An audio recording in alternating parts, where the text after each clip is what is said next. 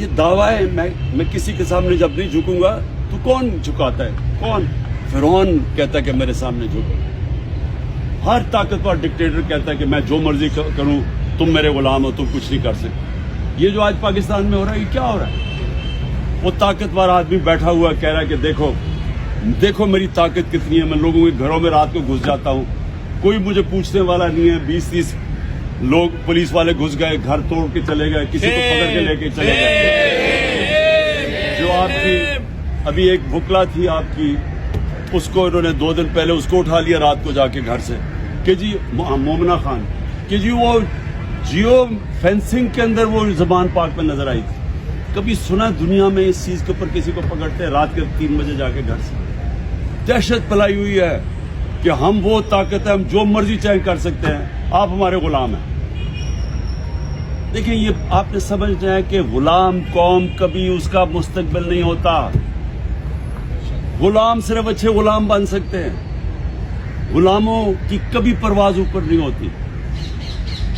مدینہ کی ریاست اللہ جب آپ کو کہتا ہے کہ نبی کی سنت پہ چلو،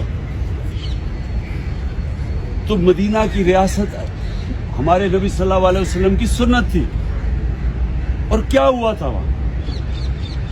وہ ریاست میں دنیا کی تاریخ کا سب سے بڑا انقلاب آیا. یہ سمجھنے کی بات ہے. میں اب دین کے سے ہٹ کے آپ کو بات کر رہا ہوں. میں ایز ایک تاریخ کا تجزیہ نگار بات کر رہا ہوں. آپ 625 جنگ بدر، 313 لوگ لڑنے والے،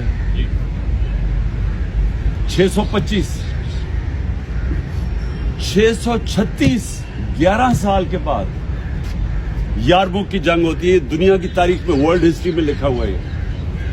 11 سال کے بعد جو اس وقت کی سپر پاور تھی رومن بیزنٹائن ایمپائر، وہ یارموک میں مسلمانوں کے سامنے گھٹنے ٹیک دیتی.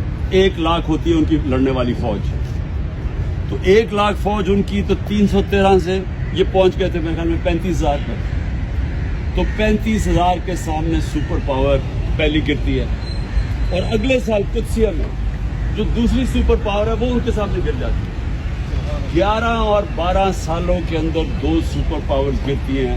اب ذرا یہ سوچیں کہ وہ کیا انقلاب آیا تھا.